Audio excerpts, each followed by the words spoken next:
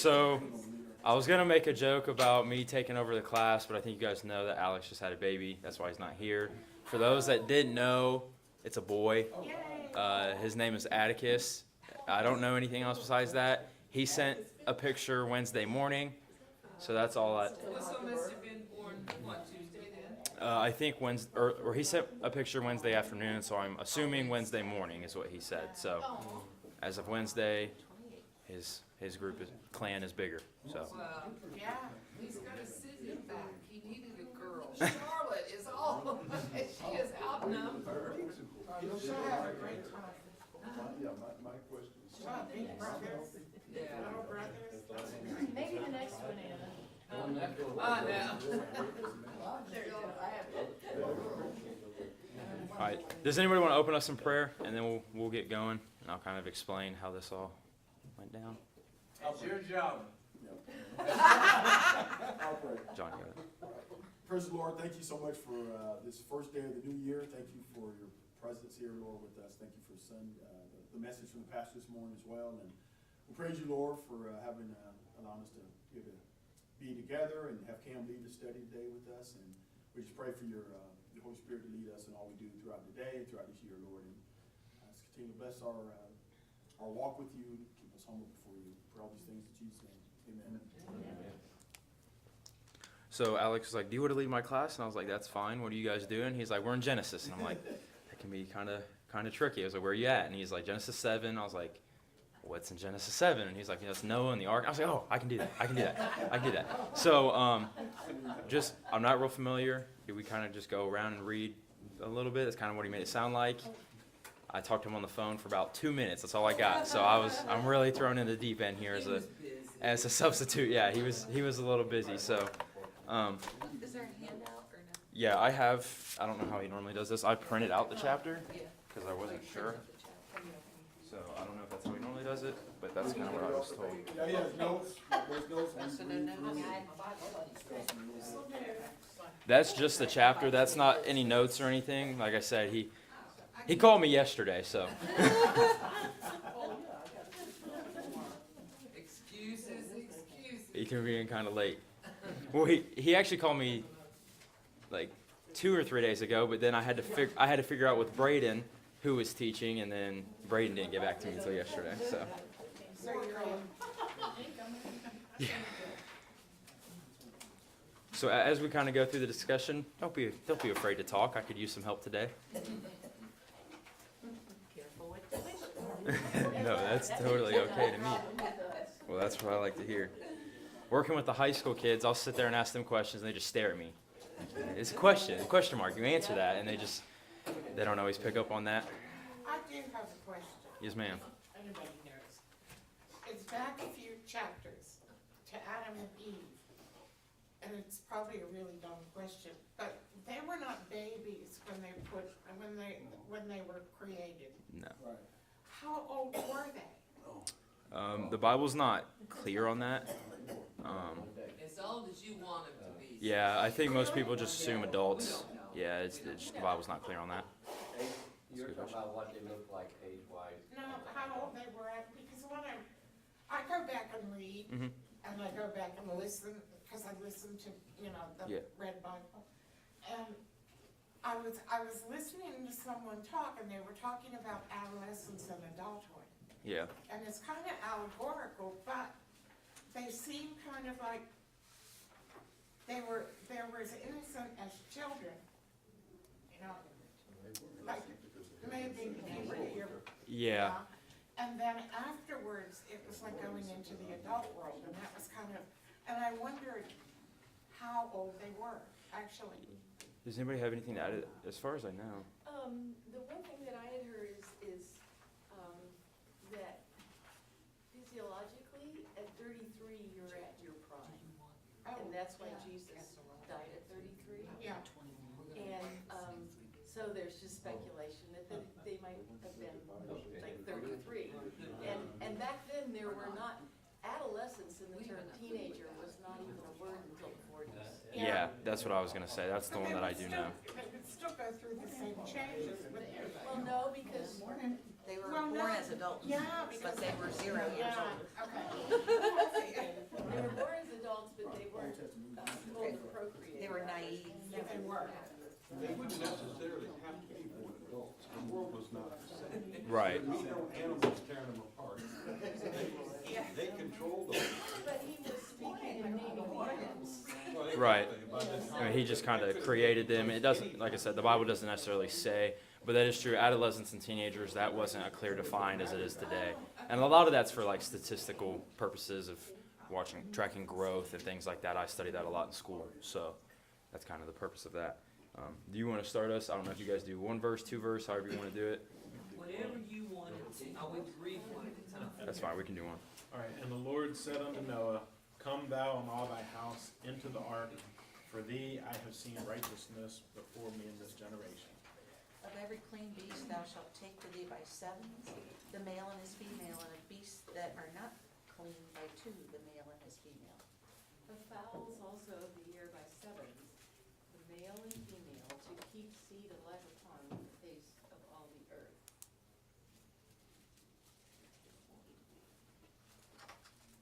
And yet, yet 7 days, and I will cause it to rain upon the earth 40 days and 40 nights, and everything such as that I have made will I destroy them off the face of the earth. And Noah did accordingly unto all that the Lord commanded him. And Noah was 600 years old when the flood and the waters was on the earth. And Noah went in, and his sons and his wife, and his sons' wives with him into the ark because of the waters of the flood. Of clean beasts and of beasts that are not clean, and of fowls and of everything that creepeth upon the earth. There went in two and two unto Noah, into the ark, the male and the female, as God had commanded Noah.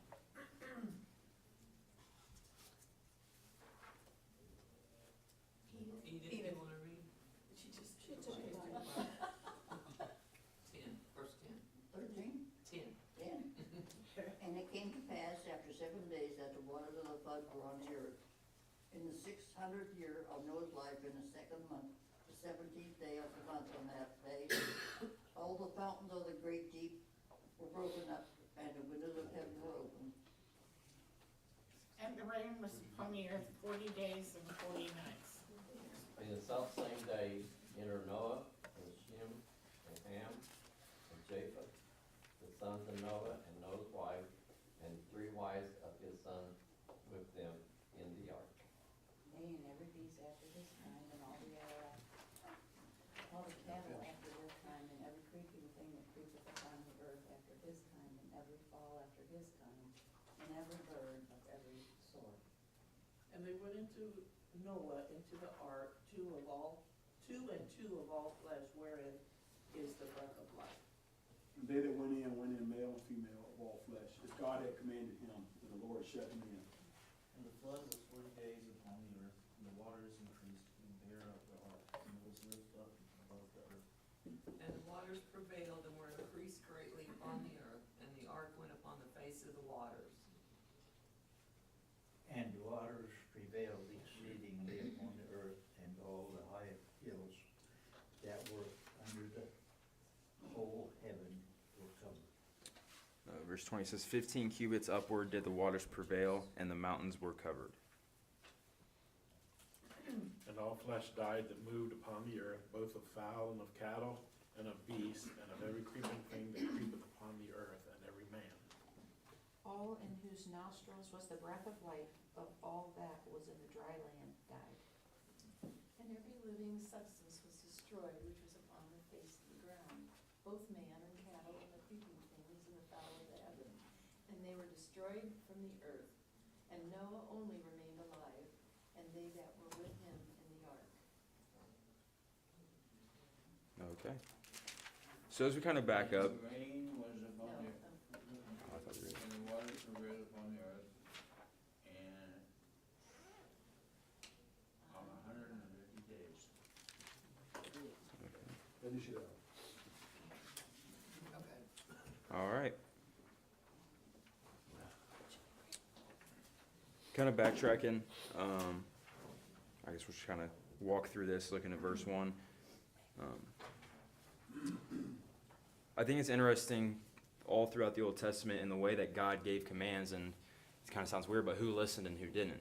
You know, he gives this command to Noah, and Noah follows that, and he goes into the ark. But then you look at a story like Jonah, where he didn't listen to what God had to say. And I think that that's something that we do sometimes.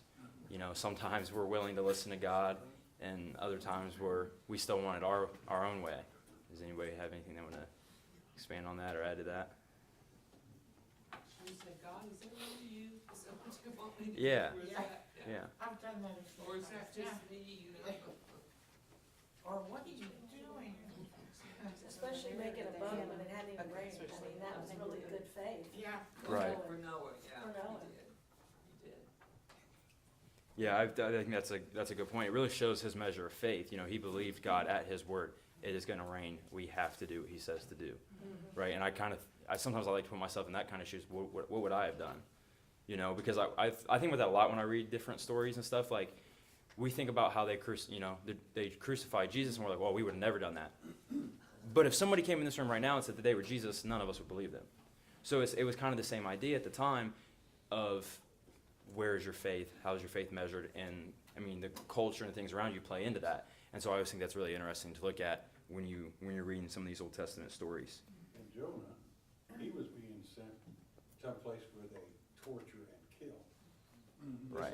Just be like today, we just like sent over to the Taliban. Right. That's where he was going. Same area. There are Same area, missionaries. right. You know, there are missionaries that go to these places. You know, when we had the missionary conference here. Yeah. And they couldn't show the video because those people were in a place where their lives, they could lose their lives. A friend of mine was over in Afghanistan for a year. Can you imagine? I just worried about her the whole time. I watched something this weekend that was really good. And other people probably have watched it, and I'm naive, so it's new to me. But it was a film of a paleontologist, a geologist, and an anthropologist. Mhm. And what they were doing was they were going around the world studying sediment. Yeah. And they evaluated all of the fossils that they saw. But there was this big, huge expanse of sediment that had no erosion at all. And what they concluded was that it had to be a flood because there would be erosion Right. otherwise. And they traveled all around. And what they opened the film with was he was walking in this canyon. And he said, I bet you think this is the Grand Canyon. You can see the sediment levels. And he said, it's Mount St. Helens. Mhm. And that's how fast it can happen. Right. So I was like totally amazed. Then they went into animals and how they had been created. And what they concluded was that there were probably less species that different. Right. And so that they would fit into the ark, but they were programmed in such a way, intricately inside, that they did evolve, but that was the plan. Right. And if you watch animals evolve, it's amazing. I mean, we have new species now, but that is so scientifically intricate that, Yeah, a lot of people think the Bible and science conflict when, if studied properly, they fit together like a hand and a glove. I think one of the most interesting things about the flood and about the way the sediment has fallen and the way, you know, we have valleys in the oceans and a lot of things, is this is actually super interesting. So in almost every single world religion, there is some account of a flood. That's not just Christianity. That's Christianity, Islam. There's a religion called Jainism. It's very similar to Buddhism. It's heavily in China and India. And they all have these stories. I've studied religion, I've studied anthropology in college, and a little bit what they talk about is you have these tribes in these really remote areas along the Amazon, places in China, where it's kind of like their religion is just like, it's weird. It's like the folk tales, the myths that they tell, those stories. It's like only in that little tribe, you know, it's passed down from their ancestors. And even if they've gone and they've tracked those back, and even in those small little villages, they have accounts or stories or something about a flood. And I think that's really interesting because obviously the Bible describes that in detail compared to some of the other world religions. Carolyn, did you have something? Yeah, the word in Chinese for flood is, a boat and with 8 people. Wow, nice. It's an ancient Chinese. But what I was going to say before was, I'm always amazed that the sons went along with Noah. Noah, God spoke to Noah and told Noah, and that the sons didn't, you know, you can today picture the sons saying, we'll be the laughing stock of the, Oh, we you know, didn't play this is that right. Yeah. If you, did not obey your Jewish parents, I mean, they can stone you, so we didn't have all of this. I didn't agree. In fact, Noah must have led a life and been so righteous Oh, I know, but I'm that his sons saying, were I mean, yeah, right? I mean, Isaac went up to with Abraham, right? It's like, yeah, right? Where's the sacrifice? God's got it. But he didn't even fight it. That's what I'm saying, he just went up there with I him. know, laid on the altar. Yeah.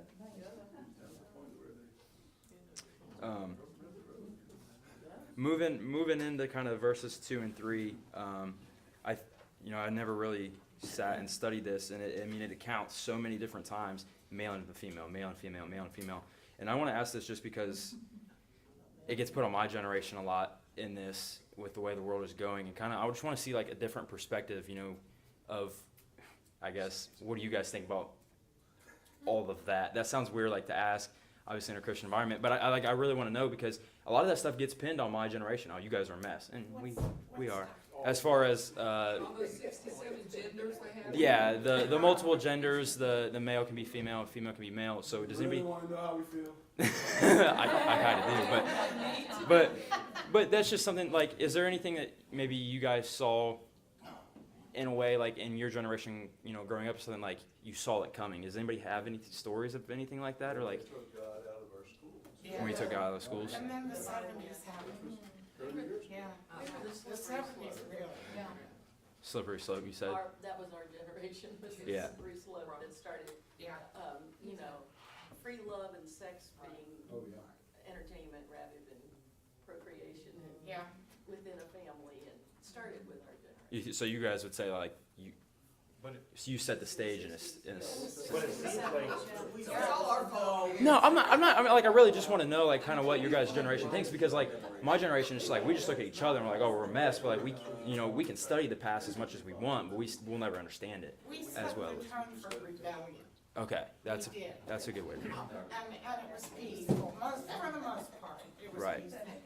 But now they've taken it to an extreme, I mean, it's. it seems like over the last couple of years, it's just exploded. Yeah. I mean, Well, that's the because, pace has been, I think that's because It's like a the secular civilization is just, it's not working. It's turning into tyranny, and that's what happens. So now, somebody's gotta bring it back around, and, Yeah. When you destroy the family. Yeah. You alter all of that. Yeah, I think something that's really interesting is talked about, taking church and the Bible and stuff out of schools, and that's been, I mean, kind of a fight that I've had to fight as far as, I lead a high school Bible study. I have since I was a senior, so this is I stopped the year of COVID, so 3 of the last 4 years we've had Bibles in public schools, in Xenia. And something I run into a lot is other schools won't necessarily let us in, and the way this works is if you let any clubs in, you have to let all clubs in.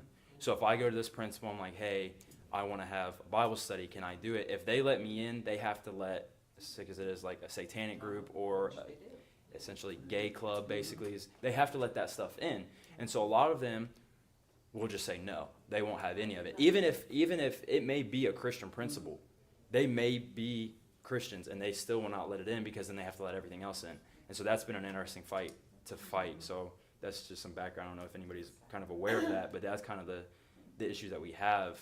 It's over equity.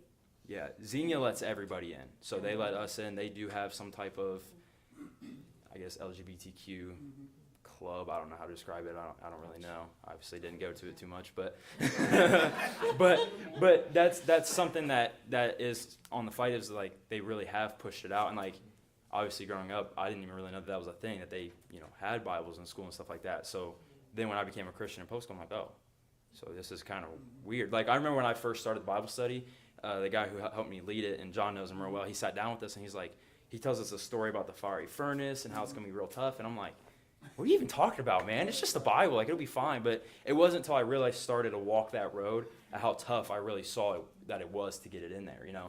Because it's like, it's kind of like pastor in a way. Like, that microscope kind of gets zoomed in. Okay, if I start carrying my Bible around now, the target is huge. Everybody wants to see what you're doing now to see if you're really walking that walk.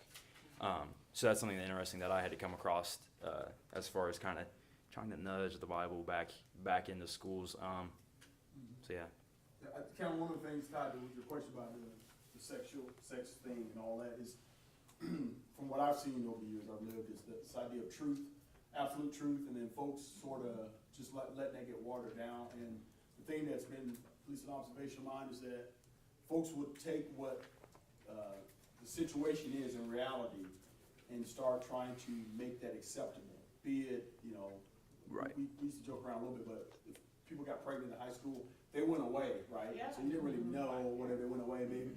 But now it's like, no, don't send them away. Let them, embrace And it. the movie MTV, Teen Mom, let's make Right, sure about it. right. So all those types of things where in the past was absolute truth, and it actually ties right with the pastor's sermon about judging, right? Right. And so then that mindset about don't judge someone of their truth, and it just Right. got watered down. I think we were saying a little bit. I think the church really, at the end of the day, has been a big culprit because we allowed that.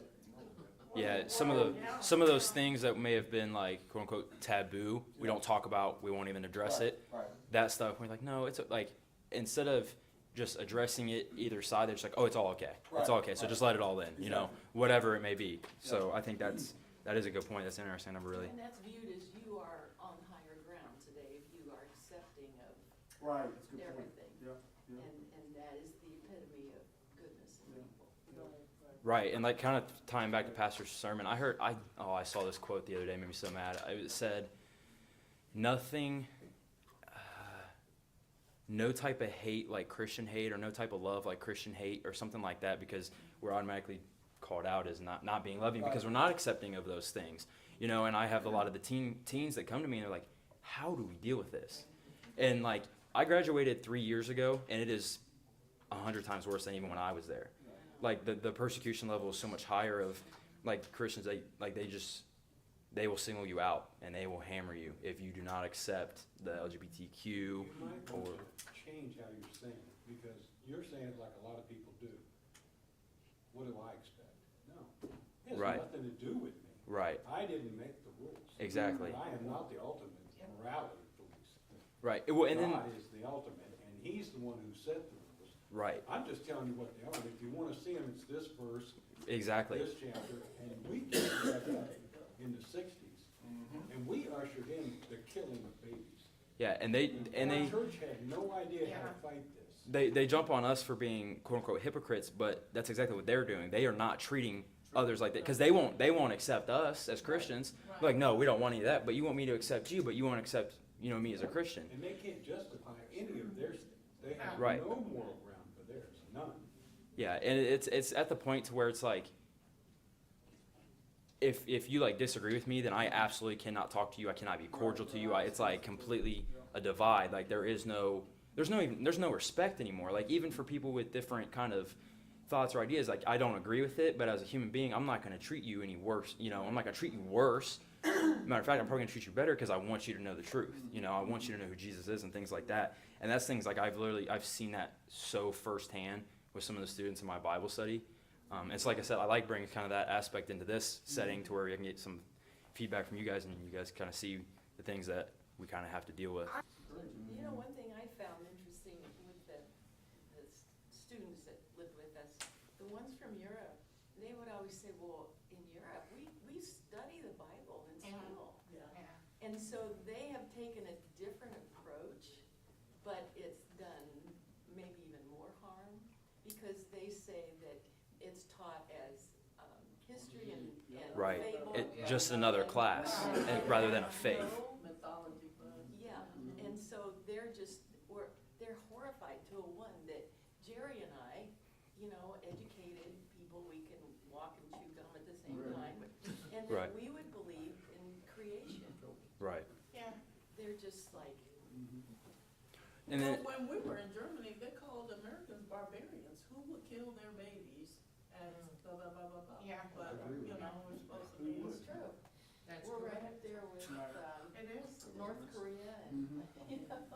yeah, and the other thing too is we're kind of we're misconstrued even in the teachings, like in quote unquote religion classes. So like at Wright State, I took a religion class, and so like I'm going through all these religions. I'm like, I can't wait till we get to Christianity. I know that one. Well, then I get there and it's all Catholicism, and so they didn't even accurately portray it. Like I've told everybody this. So like transubstantiation, it's like they in Catholicism they believe that the bread and the wine truly becomes the body and blood of Jesus Christ. I got that answer wrong on a quiz because I thought of it like a Christian and not from a Catholic point of view. And so it's like they're not even accurately portraying this because they're only teaching, like at that point it's like Catholicism and then Christianity, like they teach it as kind of two in one. It's like that's not what everybody believes. So then they give the wrong idea in that kind of setting. So if there are kids in that class who don't have a faith, and this is an online class, so it's not like I can't. Well, this is actually what we believe. I couldn't do that because it's online. So then you're kind of spreading false, Yeah. because that's not what, that's not the truth. What That's they not the teach truth. in universities will make you skin crawl. Yeah. So that's just something interesting. So every time we do the Lord's Supper, I think about that. I'm like, I cannot believe I got that wrong. Trust me, the Catholics do a lot worse. Actually, you didn't get it wrong. Right. And I'm like, Catholicism is terrible. got those Yeah. points off. They raise you like it's a fairy tale. Yeah. I believe that, I can't even tell you about it. In Yeah. fact, I actually read the Bible, and I'm going, I don't think any of them did. Or the ones that did read it so they could twist it, Right. because their entire, They wrote their own. I mean, I spent a long time being a Catholic and being confused and fighting it all the time. Yeah. And you can, when you read it, you go, man, they just straight up lie. Yeah. I went to school with girls that in those days, they didn't let them wear patent leather shoes because it reflected their underwear. Can you believe that? Oh, yeah, I heard that. Yeah. Yeah, they won't dress it. And what were they doing looking at their shoes to look at their shoes? Really? Yeah. I kind of want to jump down here to verse 9 and transition away from some of that stuff. That was really good feedback for me. I like to get different perspectives on that stuff. But moving to verse 9, something that stood out to me was it says, "There went in 2 and 2 unto Noah into the ark, the male and the female, as God had commanded Noah." So they're going in 2 by 2, and the first thing that comes to me is discipleship, or sending out, sending out disciples. They went to 2 by 2, and I think that's so important. I remember a couple months ago I went on a visit by myself, and I came back. And it's because Pastor told me to go by myself, and I come back, and Tom gets me. He's like, "Never go by yourself. You should never do that." I'm like, "Look, I was just doing what Pastor told me to." But I have seen when we do go 2 by 2, the conversations are better, because then like it's that third person. It, calms it down a little bit, makes it a little bit more of a, I don't know. It just, have you guys seen that? When your conversation, you're trying to evangelize, or even just talking to people. Yeah. I never thought about that, but yeah, they do come in twos. Yeah, and I think that's interesting that God did the same thing as they go into the ark. They went 2 by 2. So that's something that stood out to me there, is kind of that parallel there. What are clean and unclean animals? Hold on, mine actually says that. That's a whole. Yeah, chapter that's- in Deuteronomy And, it's a whole list of. Oh, okay, so That that's, comes later. that's in the handbook? Yeah. It's in the handbook, yeah. Yeah, so my notes here say, it talks about it in chapter 8 of Genesis, and then Leviticus 11 and Deuteronomy 14. It's pretty detailed about what it talks about there as far as clean and unclean. We know hogs are unclean. Yeah. It goes by the feet. It's all. Oh, okay, The interesting thing to me was, I know when I was younger, I was picturing Noah and his sons, tracking down all these different animals and everything. Yeah, can you But- imagine that? That would be The fun. Lord, they just came. They came. Right. Constantly. Yeah, something that hurts my heart is Pastor Rick, talking about dogs today. And he said before, people say dogs are man's best friend, but you know, God gave Adam Eve, not a dog. So I get pretty upset by that because I'm a big dog lover. I love dogs. So if anybody else loves dogs, I hope you can feel with me on that. I agree with the pastor on cats. Yeah, but don't let him completely lie to you, because remember, he's got a house full of girls. They do have a little outdoor cat up there because we got one of their litter, so he had to give a little there. So it's an outdoor cat, but yeah. So what I'm not clear on is the, verse 10, where it says, came to pass after 7 days, the waters of the flood were upon the earth. So were Noah and the family in the ark for 7 days and waited for the rain to start? Or was it 7 days that all the animals were coming to them and they were prepping? That's what, because I know it had some measure of faith, like we were saying.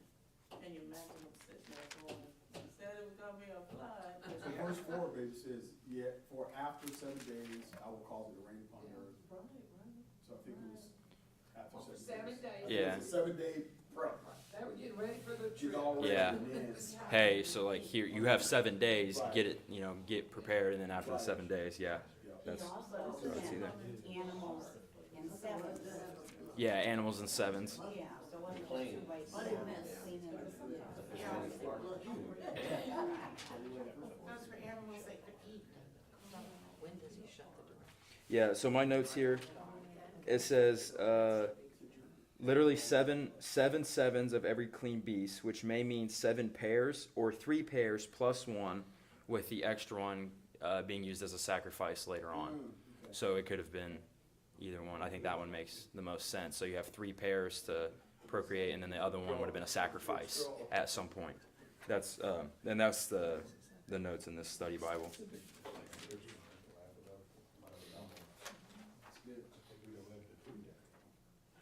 If anybody has anything else they want to point out, feel free. And this is something that was brought to my attention a long, long time ago, sitting in a Bible study. It's verse 16, and it's the last line of that verse, and it's that the Lord shut them in. I think that's probably one of the most interesting pieces in this story that is often missed, is people think, oh, Noah just got in and he closed the door. It says God shut the door. He sealed it. Yeah, he sealed the door for them.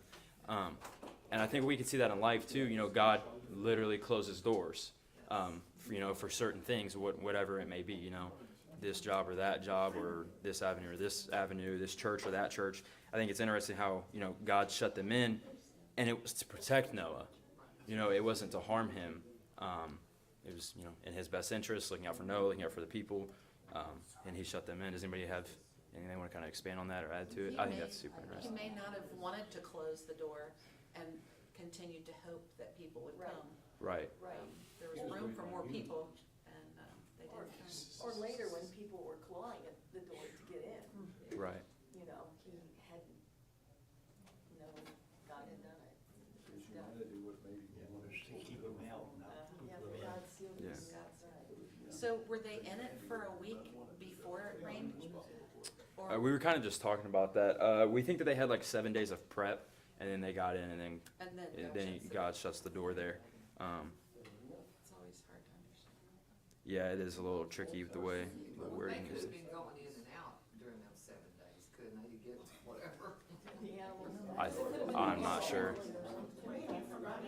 Yeah, yeah. That's true. I'm sure it was. Yeah.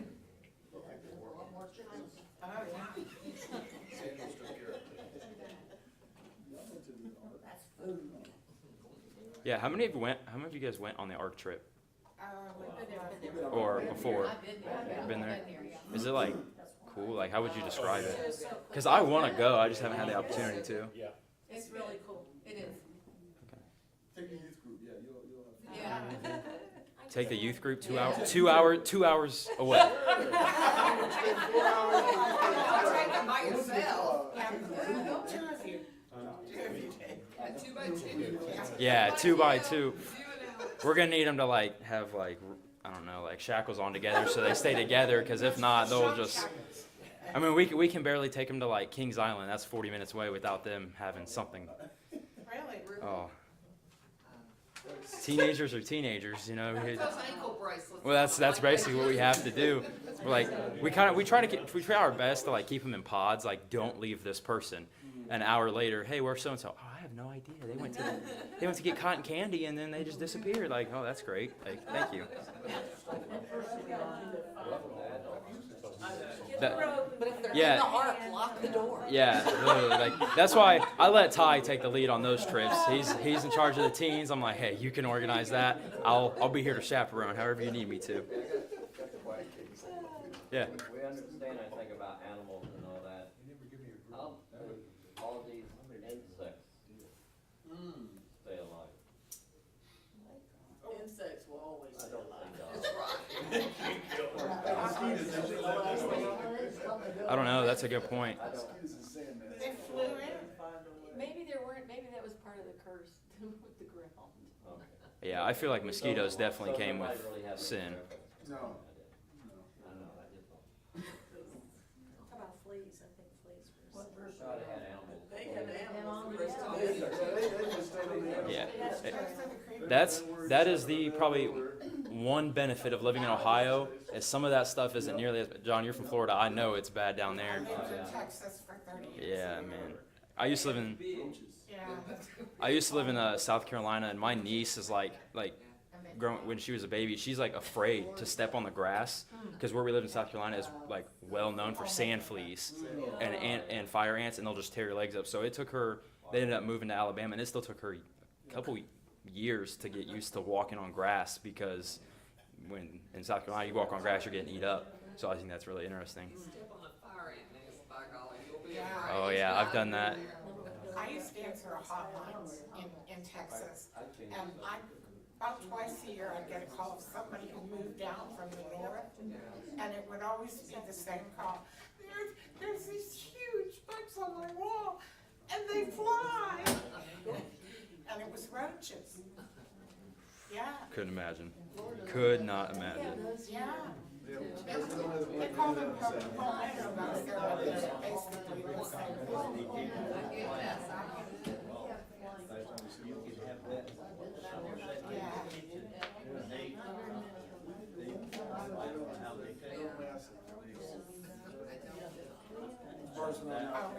Wherever you guys want to go.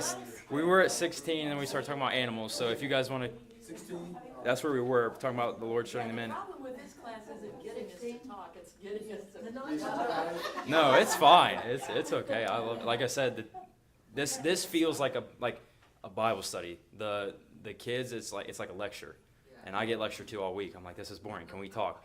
So and it's like. So I teach a morning and an afternoon, and even in the afternoon, I'm like, oh, they'll be more awake. It's like, no, they still don't talk. Like we have like the same two kids speak, and I'm like, hey, you guys can talk. Like, here we go. It's tough. So I enjoy it. I enjoy being able to interact. We don't need ankle bracelets, we'll stay right. We can't move that fast. You can catch us. Yeah, we can't move that fast. We can't run very fast either, but. I gotta go read. Talking about the insects, though, verse 23 does say, and every living substance was destroyed, which was upon the face of the ground, both man and cattle, and the creeping things. That's a creeping thing, yeah. Yeah. That's probably We'll it. pass it around, make sure everybody's information's I correct. would put those as And then I'll creepy copy. things. Yeah, I would say, the spiders and cockroaches and things like that would be creeping things. I mean, most people would say. Well, then there would be two of them, but in case of amphibians, there would only be one. Right. Yeah. In the ark, they actually, in the exhibit, they show like they have moths that grow or whatever, and then they go down and the frogs eat them, and so they're showing the life cycle even on the Yeah, ark. I've so- seen pictures of the ark and Yeah. stuff. I know it's Pretty like fascinating. massive. And Pretty there cool could be music. eggs, you could have had all the insect eggs just waiting to hatch. They have a Bible museum, Uh-huh. and They have it in DC, yeah. yeah, I never knew that. I wanna go. It's okay. It's a, It's okay. it's You not real weren't good. real impressed, were you? Yeah.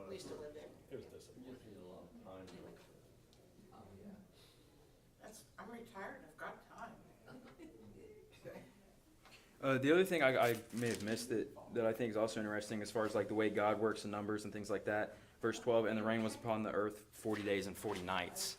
Kind of goes back, Jesus was, tempted in the wilderness for 40 days, things like that. I think it's cool the way God kind of uses those numbers.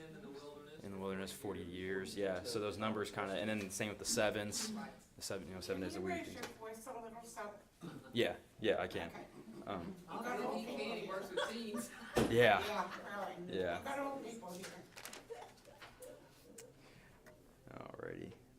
Does anybody have anything else to add to that? We could kind of wind this down here. And verse 11 says, and the same day were all the fountains of the great deep broken up, and the windows of heaven were opened. Thank you for interesting. That's where we get a lot of discussion. Yeah. Go for it. What do you guys I got? remember seeing a video in the Atlantic Ocean, there's a seam that runs the length of the Atlantic Ocean. Yeah. And at some time, it was all one continent. Right.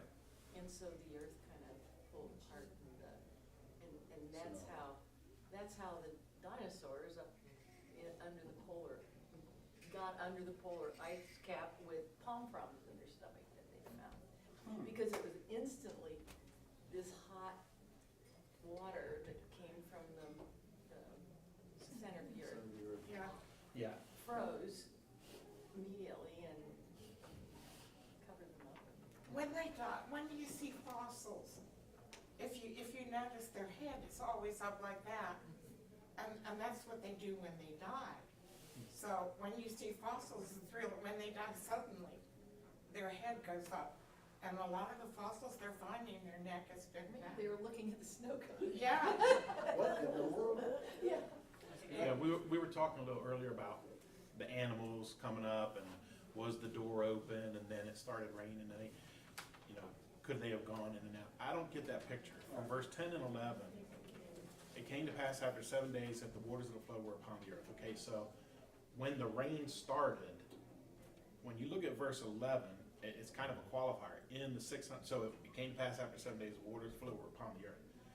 In the 600th year of Noah's life, kind of tell them when it happened, the fountains of the deep broke open and the windows of heaven were open.